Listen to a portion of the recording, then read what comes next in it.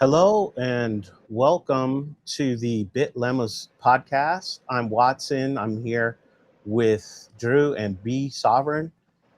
We're the Bitlemmas group.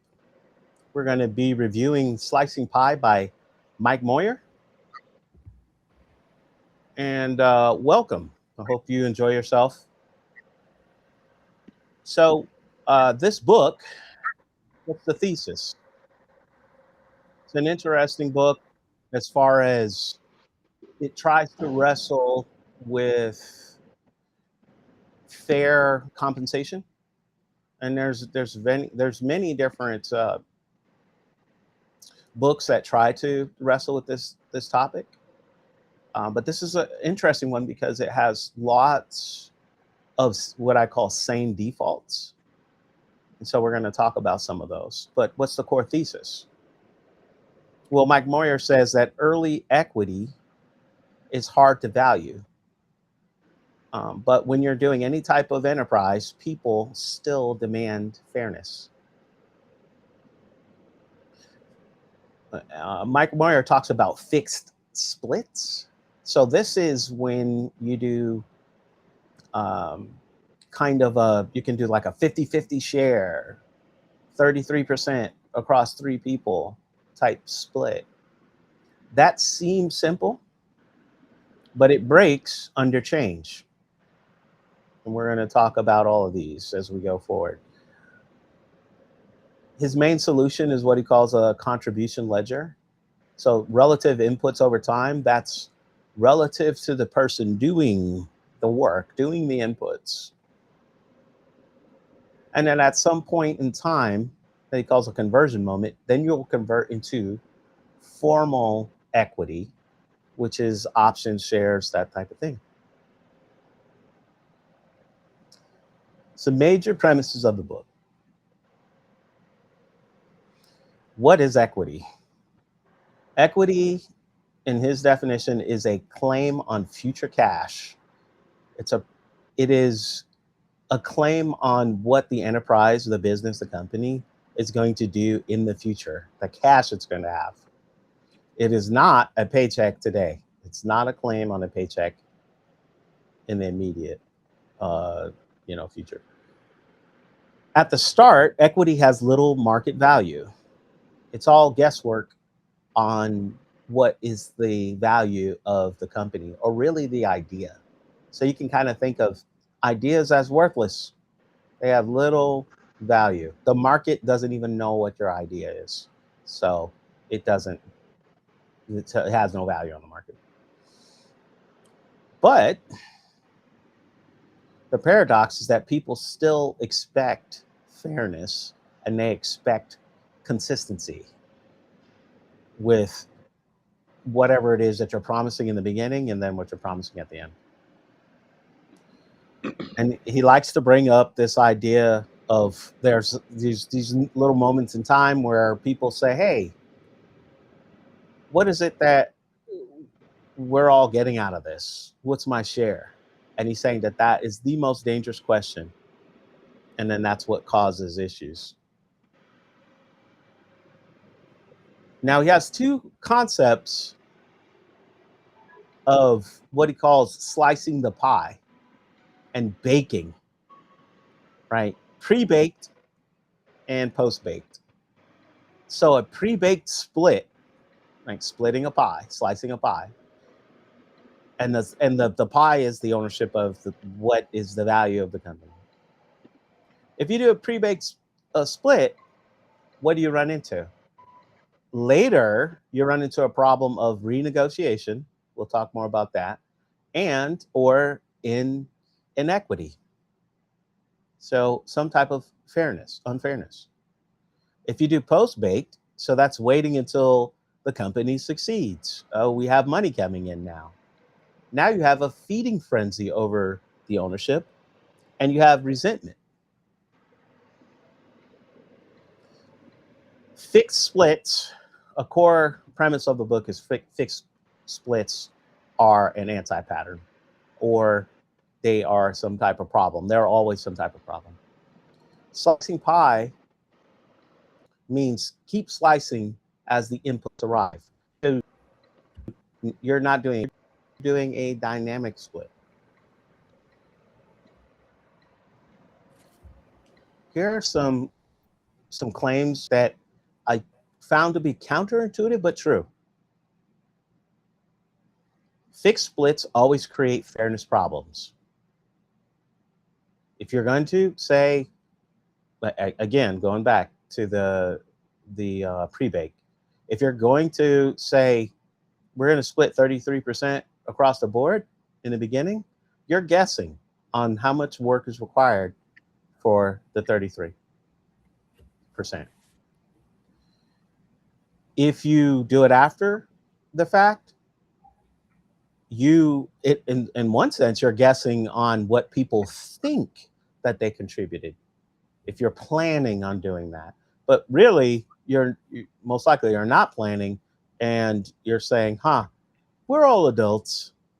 We'll just split it how we see fit, and it'll just work. And then you get the feeding frenzy and the resentment. It's always done premature, the way I see it. Yeah, most of the time. So that's the first claim. Second claim, equity is worthless now and can still burn you. What does that mean? The idea of a company, what you're working on, is worth nothing on the market. Ideas are worthless. Yeah. But that it could hasn't still really be a problem. Yeah, no monetary value has been created yet. So it's hard for you to put a price tag on it, on the efforts and the efforts that people are actually going to put in, later down the line. Yeah. But the claim in the book is that it can still burn you. It'll still be a problem, even though it's worthless right now. So that's counterintuitive. Fairness requires a ledger. So a ledger is rules and tracking, right? You may think, hey, we're all adults again, and we don't need to track every single thing. I've seen this claim. That's going to be too burdensome. So why would you do that? And he's saying that no, if you're going to be fair, you do need to track. So that's his solution for part of the solution for fairness. And the final claim, you don't need valuation. You need conversion rules. So valuation saying, oh, here's what the company, if you were just really good at, you see in business books where people talk about vision and saying, hey, I could see that the iPod was going to be a great thing, so I invested in it, or whatever it is. I saw this great idea, and I saw it, and I valued it, and it was easy for me, right? And he's saying that you don't need that valuation. What you really need is how you convert the inputs, the contributions people do and make, into ownership dynamically. That's what you need. So those are the four claims that I found to be counterintuitive in the book, but I find them to be true. So claim number 1, fixed splits are always create fairness problems. So whenever there's the term always, the people are going to resist and say not always, but it pretty much, you're guessing. So you could get really, really lucky.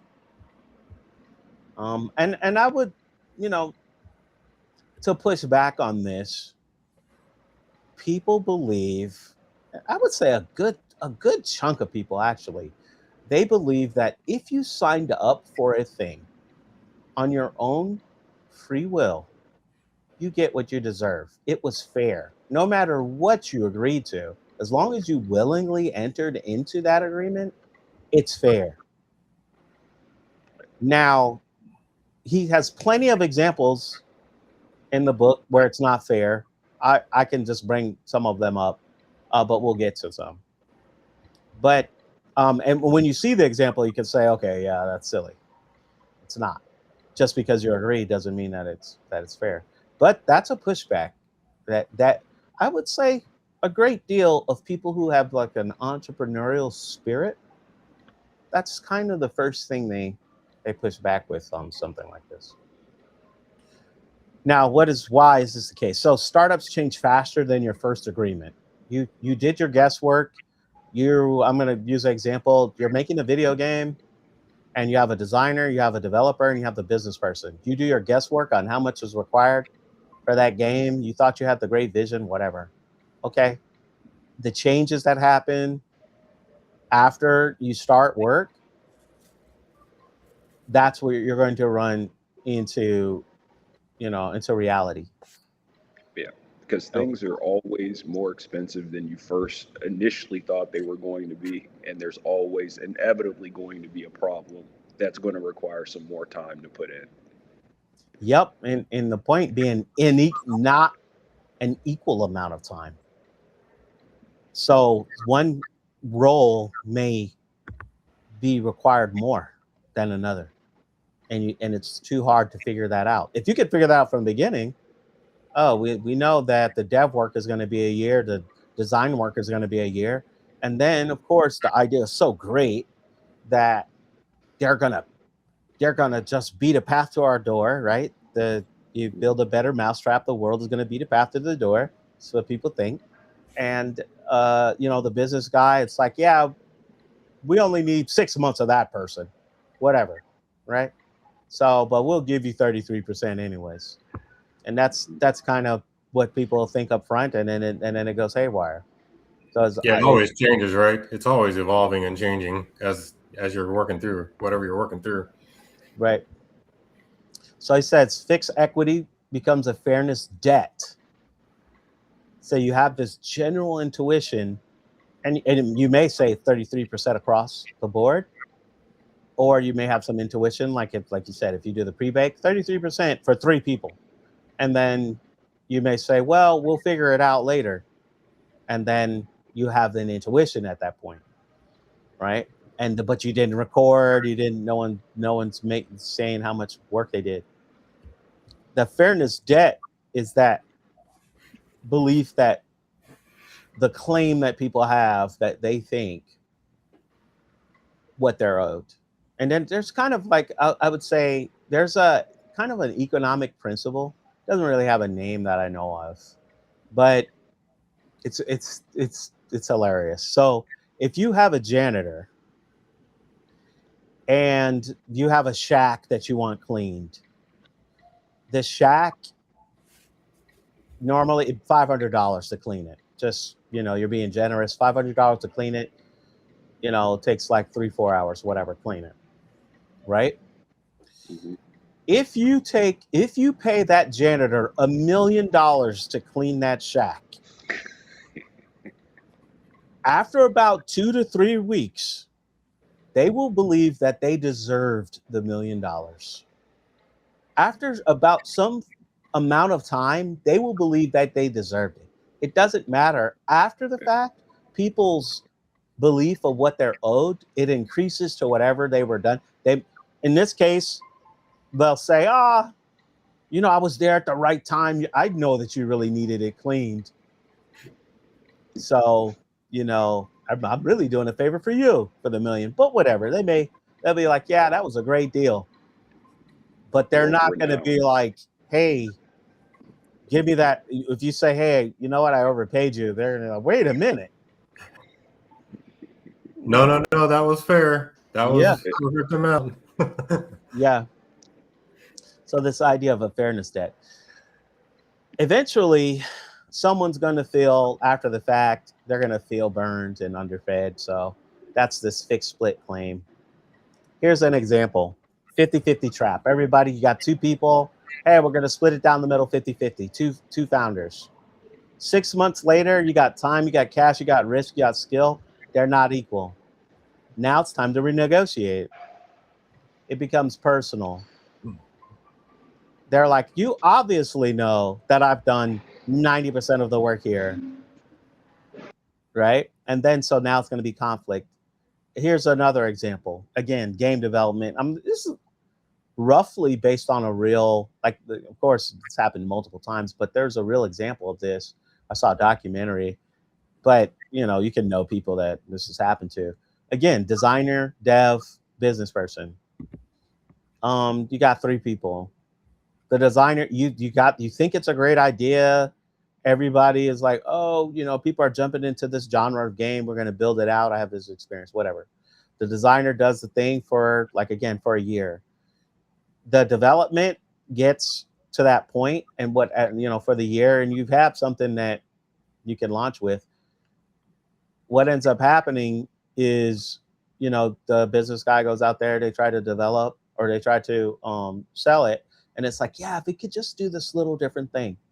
So you end up pivoting. The designer is like, hey, I'm off to greener, pastures. They're like, okay, I'm just gonna work on this thing that it's probably just only gonna take like a week. Okay. For the next 5 years, they pivot like 2, 3 times. Right. The business person comes up and says, oh, I have someone that's going to invest. They'll invest $1 million.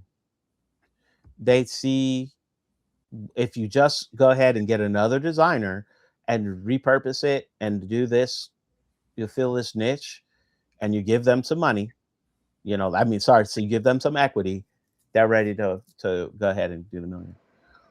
Well, what ends up happening is that person, the designer has been gone. The 33% designer has been gone for years. The investor, we're going to talk about this again, but the investor is like, hey, you guys have to dilute your ownership in order to give me ownership. That 33% guy is gone. They're like, I'm not diluting nothing. I'm not even talking to you. I know if you make some money, you're going to give me 33% though. The investor doesn't like that. They want, because they're like, hey, what if we needed to get another round of funding? Now I have to dilute my ownership. The other two have to dilute theirs, but this other absentee owner, they don't dilute theirs. They hate that. So that's one problem with this whole concept of pre-baked, fixed, and all this stuff like that with this negotiation. But of course, you can see it's going to be an issue.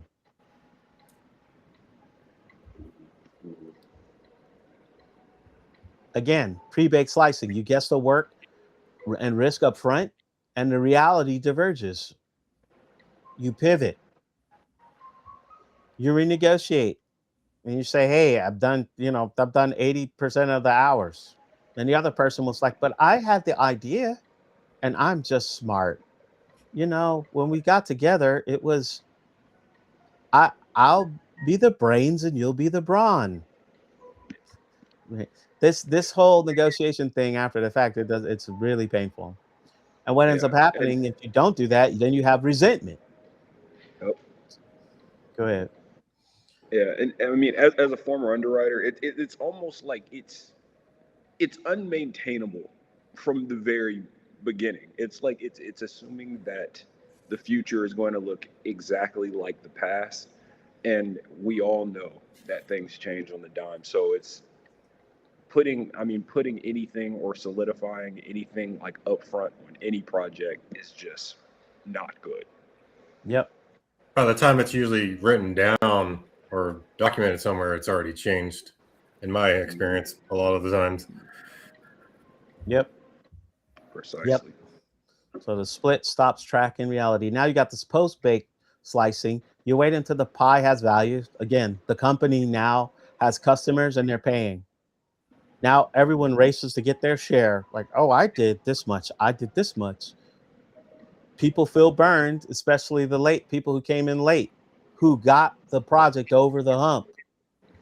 Right? The thing could have been gonna go into the garbage can. And someone came in and it's like, oh, I have a special skill. I know how to retrieve this from the garbage. And then they're like, okay, now it's time to split. And they're like, okay, yeah, but you get like this 1% or nothing.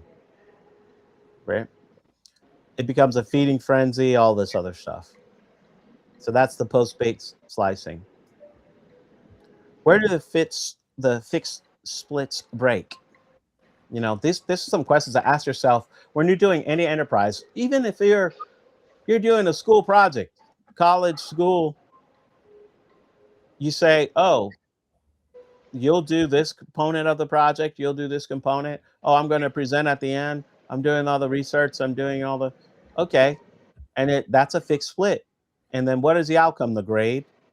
And so when somebody knows, oh, this person cares about their grade, now they can slack, right? That's just saying if they were scheming, right? So these fixed splits, they break. So you can have resentment. People, you talk to people with group projects, they have resentment all the time. They say, somebody Especially was when you're slack. putting the entire team on your back, you know? Yeah. So that's the person, that's the overachiever, can have resentment, right? And that I guess that's really in these group projects. That's really a lot of times where it's going to happen. The other time is when somebody says the idea people. There's a here's a concept. You can have someone that's ambitious, and you can have someone that's lazy, right? So a lazy person, they don't want to do anything, but it doesn't mean that they're ambitious, that they have pie in the sky dreams, right? And you can have someone that has pie in the sky dreams. That doesn't mean that they're lazy. Obviously, they could be a hard worker. But the problem is when you have someone that's ambitious and lazy, Hmm. right? And and this is going to hurt people's feelings, but that's idea people. They're like, I have these great ideas. I have the brains. You have the brawn. Let's go. And you know what? I'll let you keep 5% of that, right? Ambitious and lazy is a problem. So that kind of thing, that's resentment comes. Oh, but my thing is that those people, the point is, they have a tremendous amount of resentment after the fact. That's the type of person that will sue you. They're like, oh no, it was my idea. I rushed at the end and did a trademark, something, Mhm. Mhm. right? It was So patented. yeah, It's kind yeah, of like that kind of reminds me of the Facebook, the whole drama when it first started with the guys who paid Zuckerberg to build it. It was our idea, it's ours. And then he kind of took off with it because it ended up being a great idea, I guess, for social networking. yeah. I don't know how much of the movie was accurate, Yeah. but they had it in there to where he was working on the project and he kind of stole the idea, the code, or whatever. Yeah. It just kind of reminds me of that kind of notion, like this was ours, and then he took off with it, and you know Yeah, yeah. Got with the Napster guy and then really did it.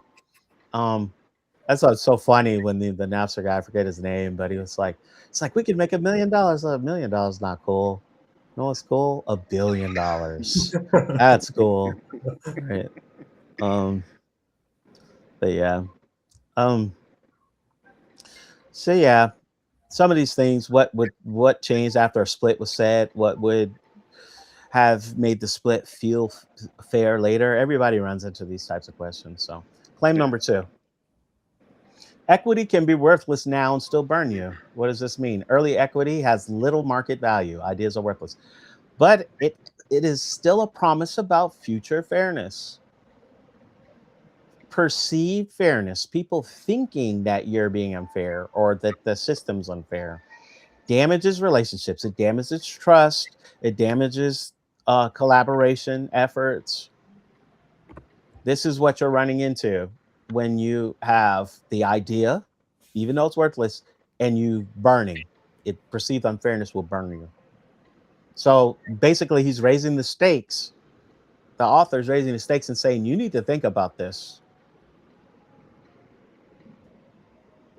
You may say, we'll figure it out later. We'll burn that bridge when we come to it. Oh, you'll get burned. All right.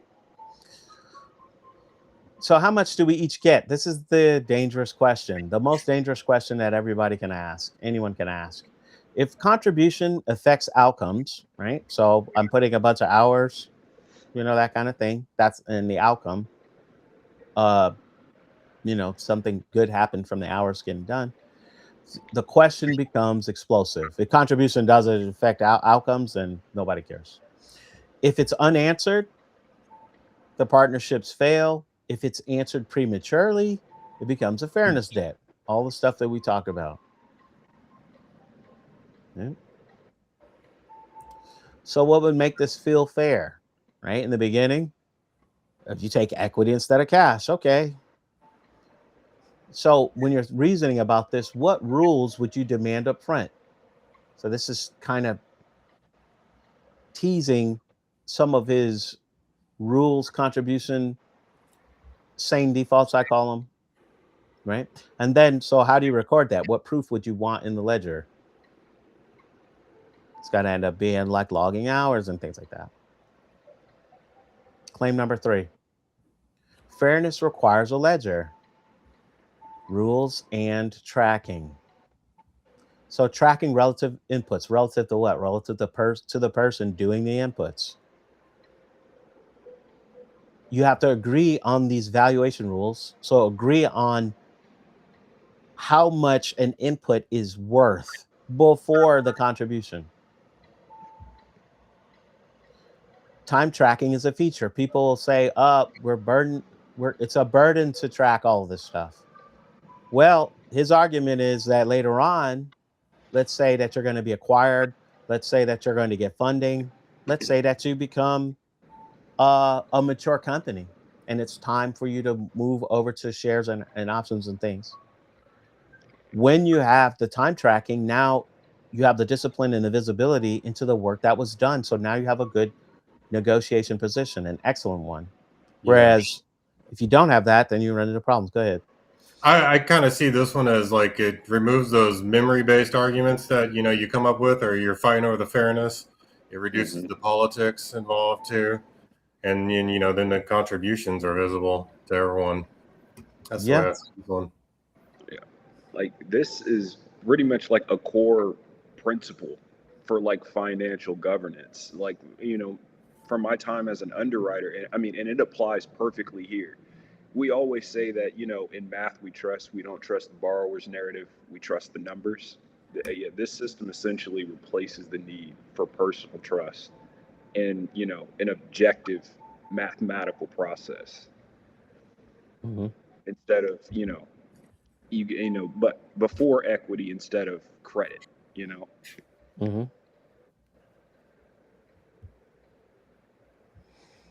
Okay, so now the author has this concept of the grunt fund. So this is basically the ownership pool. Anything that's valuable, it goes in there. Every contribution is logged with a pre-agreed value. We're going to talk about that in a bit and using the examples. Your percentage equals your theoretical value divided by the total theoretical value. So you have the total pie of what the whole value is of the entity, and you don't know what the value of it is. So one of the things he says is you have no idea what the value of a company is until someone writes you a check or you get customers, and then you know what the value of it is. That's it. It's plain and simple. It doesn't matter what your idea is. So it's a theoretical value before that happens.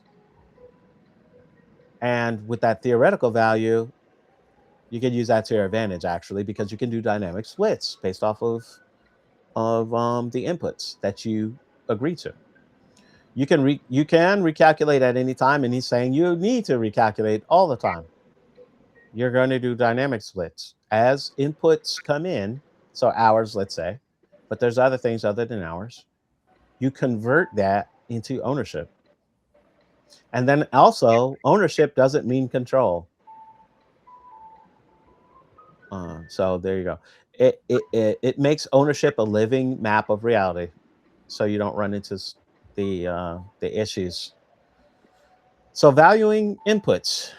Some examples. Hours. You basically have a general hourly rate. You can do something to where you say this person is a designer, they're worth X amount on the market. So people's value on the market, you can figure that out. And you say, okay, this person's worth, $55 an hour. This person is worth $100 an hour, whatever, right? take the salary and divide it by 2080. And then also he's saying that for any startup, basically you need to cap it at 200 at something, the equivalent of 200. Like 20 years from now, it'll probably be higher than that from inflation, but but here's part of the conversion rules. Unpaid hours, because of the risk you're taking risk. If you work, you may not get paid in the future. The idea may be worthless. It may not happen. Unpaid hours are 2x. Anybody that gets paid immediately, they're 1x. They have no ownership from that. You get nothing. But unpaid is 2x. Cash, 4x, because it's even more volatile and more valuable. So with cash, it's when it's spent. So it gets evaluated when it's spent. It's 4x. Guaranteed payments. If you sign up to pay, if the entity gets a loan, and you're the one that's guaranteeing that loan, and you're paying on it, when you pay on it, that's 4x. And then also donations. So some assets count and some don't. So if you have enabling assets, things that you just could not survive, the entity could not survive without those assets. Those are enabling assets. Those are gonna have a multiple. Facilitating assets. So it's like, I got some pencils for us. Those aren't gonna have a multiple. So he has a bunch of same defaults there. Here's an example. Alice, 20 unpaid hours. Let's say she's at $100 an hour, right? So she did 20 times 100, multiple of 2. You got $4,000. $4,000 worth of ownership. Right now, Bob donates, or $1,000. That's a multiple of 4. So that's 4,000. What's the total theoretical value? The total value of the entity, $8,000. So Alice at this point in time is 50% ownership. Bob is 50%. And remember, this is a claim on what the future cash of the company is going to put out. It's not necessarily to control of the entity. So reasoning about what should count in your ledger. If you start an enterprise, what are you going to decide are the inputs that are countable and should be in the ledger? What are real but are hard to measure? And then what kind of evidence would you require to say, hey, someone logged hours, someone logs hours, maybe you have someone else that reviews the hours, right? You have a buddy system. Someone paid for things or someone donate. What do you put all of that stuff? You put it in the ledger or whatever. How do you track that? Do you say, and then you have receipts for it? Maybe you count that or maybe you don't. You need some way to log all that stuff so it's auditable.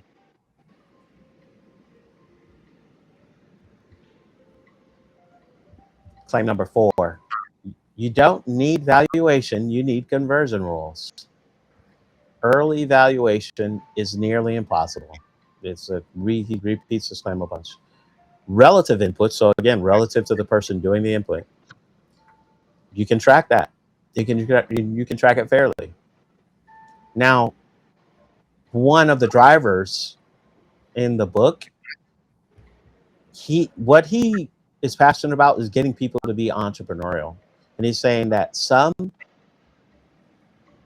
lessons you learn when you are with a startup,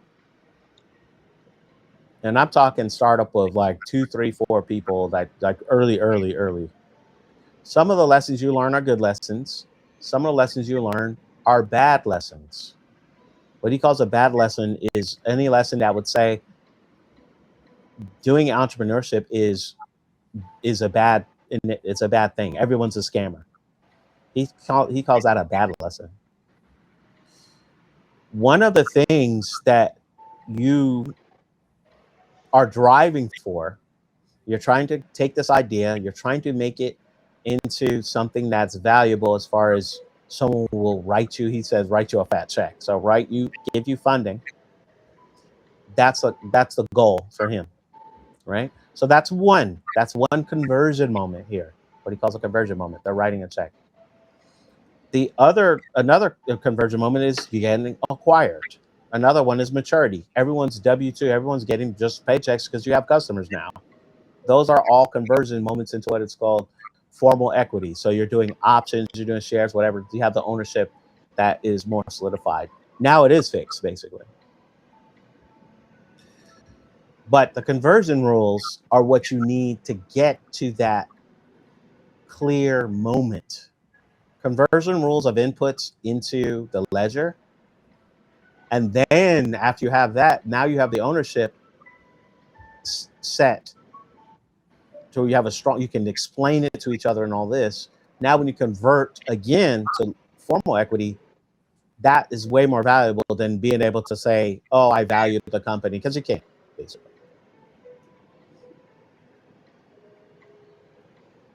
I actually experienced the overvaluation from the head honchos at a startup myself. All they were obsessed with was the value of the company. And then when they actually got the offer and it was like 10% of what they thought they were worth, pretty much everything crashed after that. There was layoffs. They went down to a skeleton crew. So yeah, it's not a good thing when that's all you obsess about. Yeah, and there's 50 ways from Sunday to scam people with the types of shares that they'll do. You have preferred stock and common stock. They do one scam they could do is they tell everyone else that we didn't really get paid a bunch, right? They bought the common stock, but the preferred shares, that those people own all the property. So they have the chairs, let's say everyone's what your chairs are sitting in, and they sell the chair to the purchaser for thousands of dollars, and so or whatever, right? And so the preferred stock people scam the common stock, which is the regular people. There's so many ways that whole system is scammy. So yeah, and I've seen that firsthand. I've told people about that, and it happened to them after I told them within a year.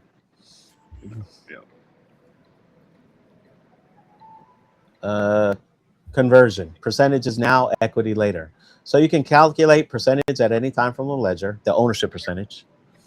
When converting to formal equity, you pick a divisor. So that's theoretical base value, right? And so the outside investors may use negotiation. They see how you are valuing ownership and all that stuff. And they may say, no, we're going to value it differently. And we're going to get this percentage because we find that injecting this much money is worth this much. And you're going to have a stronger negotiation position than you would if you didn't have discipline and you didn't have your ledger, right? So that's one event. Another event is maturity. So you have customers and you have cash flow and you're paying everyone W-2, regular employees. So you're mature. It's no longer useful to recalculate everything because people are not taking risk. You're taking the risk of a normal job. So at that point in maturity, you can switch over to the ownership on options, bonuses, or what have you. Now, some edge cases. This is one. This edge case is something that can ruin enterprises. So absentee owners. We talked about that. Investors do not like it. They do not like someone sitting on 33%. You can't even contact them or whatever. And now the people who are there, they're diluting their ownership in order to give the investor part of the ownership. And then they know that, oh, we may need to do another round. Now I'm going to have to dilute, but I can't ever talk to that 33% owner. And you may have more. So I don't like that. Is someone now, as far as the other things, so reasons why people leave, termination, and all that stuff, you need fair rules for that. So soon as someone's treated unfairly, now you have some type of breach of trust of everyone who's still there. So how are you going to deal with the ownership there, right? So there's for cause, not for cause. Somebody did something, inappropriate, and they're terminated. So they're terminated for cause, or you can leave, because you had a death in the family or you need to take care of grandma, whatever. So you're leaving in this definition for a good reason, right? And then there's leaving for not a good reason. And he has all of these incentive systems in the book as far as you want to treat people fairly across the board of all these different reasons for leaving, right? So that's basically what's going on there. And then that's what handle the edge cases. So when do you freeze a pie? This is the conversion. What events forces formal equity, right? So you have funding. They write you $1 million check or whatever. You get bought, acquisition, payroll. That's you are consistent on your W-2. You're paying people based off of the money coming in. These are types of events that you can switch over to formal equity. And he's saying that's kind of the end game where you're moving from this system of dynamic to a more static.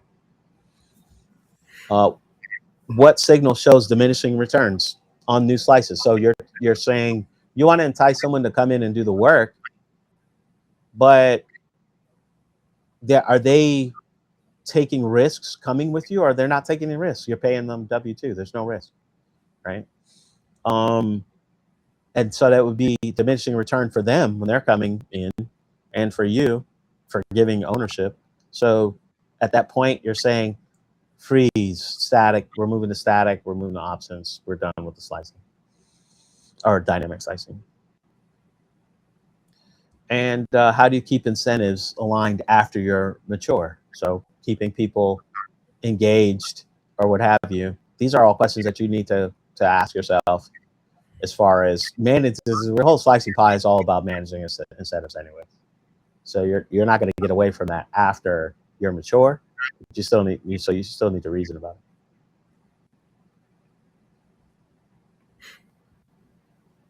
So there's some practical steps that he says.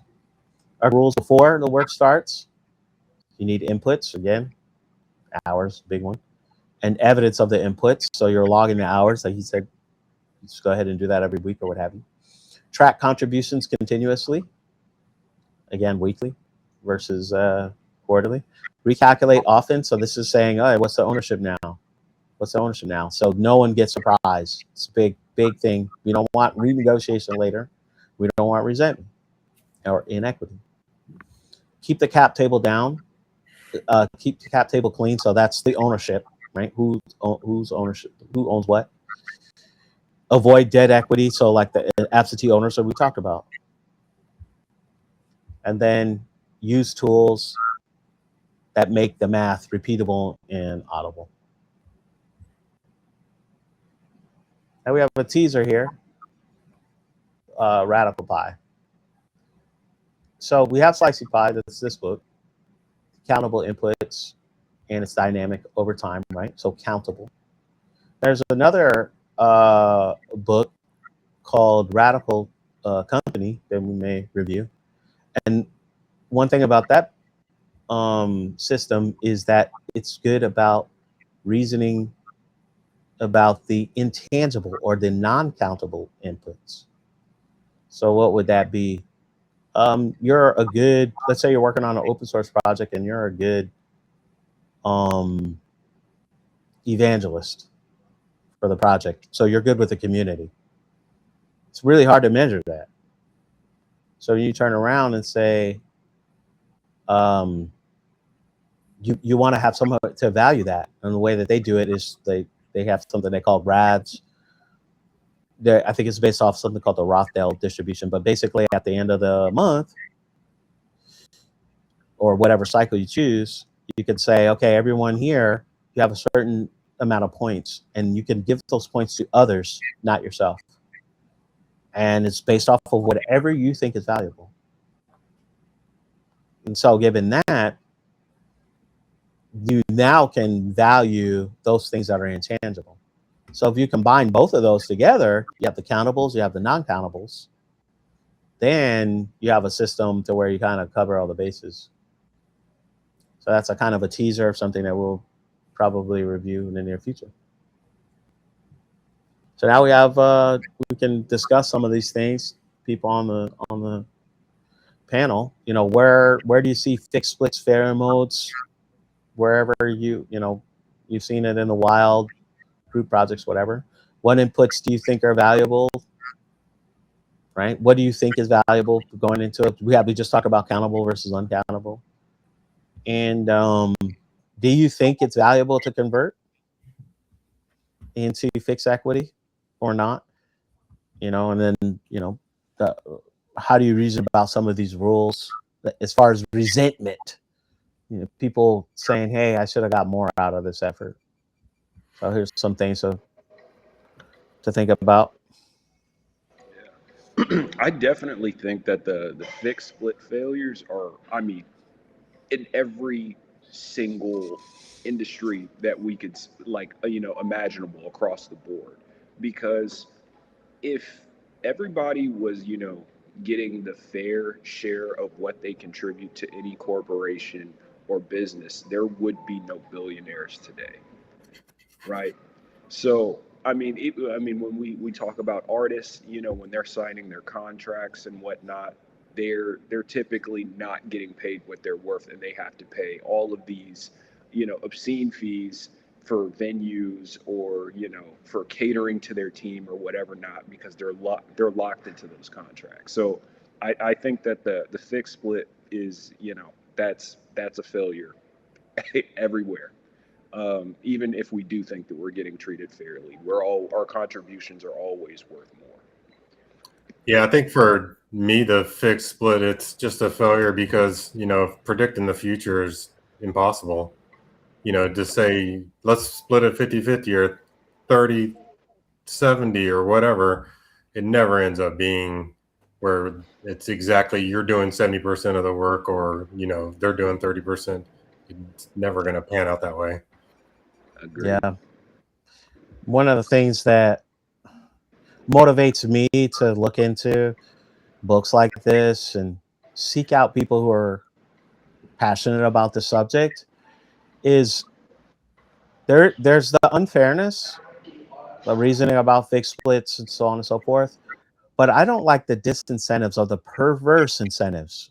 So soon as you see that the world is unfair, let's say, there's an incentive for you to try to exploit these problems, for you to go into these situations and say, well, one anti-pattern is to try to get into relationships where, oh, I want to lock in my equity and get out of here and never see you again, and then come back later. Like you're incentivized to do that, right? Or you're incentivized to set up systems to where you're doing the least amount of work as possible, or the least amount of contributions in this language here. So it's min maxing in game theory.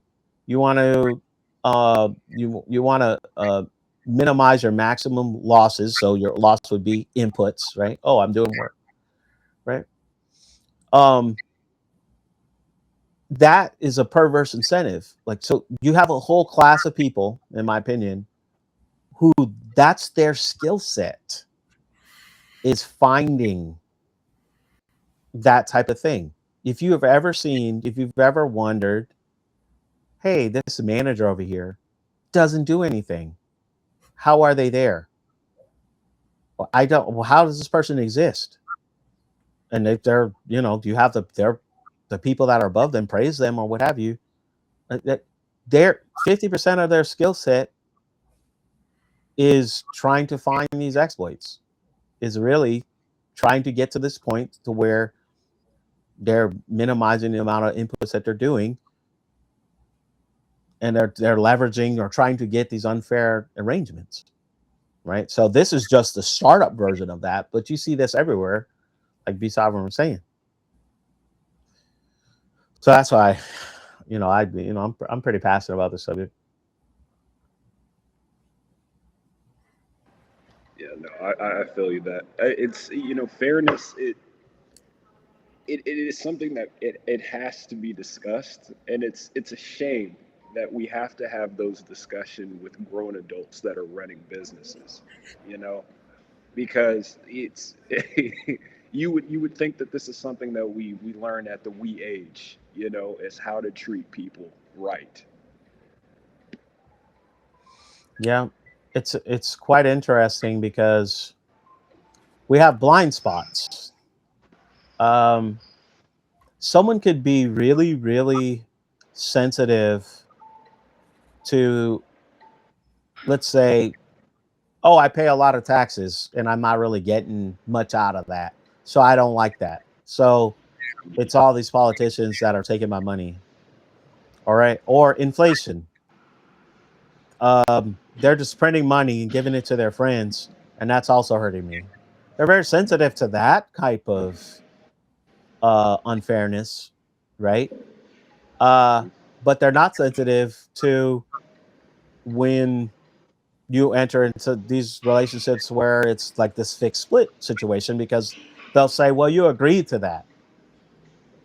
And the people on the other side was like, well, your representatives did all of this, money printing and taxing, raising taxes. That's your representatives that increased it. So you voted for them, or you, in the corporate sense, as a whole, voted.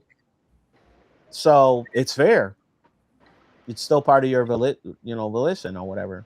So Talking about taxes brings up a point where I've talked to people at times where they're like, I don't have kids. Why do a portion of my taxes go to, fund public schools? And usually my argument is, well, I have kids, but I also believe that even if I didn't have kids, I see it as a benefit that I don't want a bunch of stupid people walking around. I kind of see it that way. Like to me, it's fair to you're giving someone a shot at some education, even though it's got its own problems, and that'd be a whole other discussion. But yeah, I kind of like beat them off with that type of argument, saying, just I don't want to walk around with a bunch of stupid people around me. I want everyone to be smart and have a chance. So yeah, underlying that is the argument for infrastructure. So something that helps all of us, you we all together get together and pay for it. So it's like, oh, the interstate highways. Can you imagine a situation where those would be paid for by corporations and everything was a toll road or something like that, some system? Or electrification is a big example.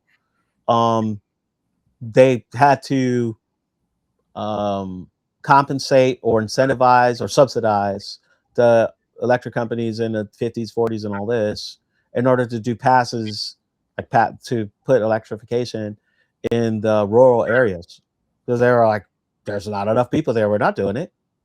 And so the whole idea was, you're not going to get electricity in these other areas unless you subsidize it. Okay, you're subsidizing it and you're paying taxes and you're having to do all that. And that's old school. Nobody even thinks about it anymore. But infrastructure is one of those. Oh, it benefits everyone. It's fair to try to ask for it or what have you. But I think people have blind spots in the unfairness, and they tend to say it's quite ideological. It's very hard to reason about, because again, you have all these issues where you should decide on, in the startup situation is kind of easier because they're saying you decide on the equity rules beforehand and say, and then the main argument is that a fixed split is unfair. That's his main. If you believe a fixed split is fair, so if you believe that because you entered into the agreement, it's fair. Anything you enter into, it's fair. If you believe that, then he's saying that you've lost. You have the situations with the 33%, somebody runs off, all this other stuff and all of that. If you say, oh yeah, these other examples, they are kind of not fair. Even if you say that they are fair, they're not pragmatic. It would be, people learn bad lessons from them. Now you opened up to this dynamic situation, and the main thing that I'm pointing out is that just because someone agreed doesn't make it fair. Mean that it's fair. It So you could come at that from the we all have free will and you're an adult, so it's fair. And she look any further than that. And I'm saying, well, even if you believe that, from a pragmatic standpoint, you can say, oh, well, these outcomes are better if you do dynamic, all things considered. And then even with that, even if you were to say, well, okay, I don't like the outcomes. It's too hard to measure all of that stuff or whatever. My big one is now if you're incentivizing people to try to make it to where you do fixed splits, you're trying to say basically think of indentured servitude. If you sign the dotted line here, then you're a slave for 9 years. And that's not an enforceable contract. And the most hardcore libertarian, some of them still believe that, no, that is fair. But most of them don't, right? It's just because you agree to a thing doesn't mean that it's fair. So that's how I look at it. It's beating back this idea that entering into a contract absolves you from reasoning about fairness. Anything else?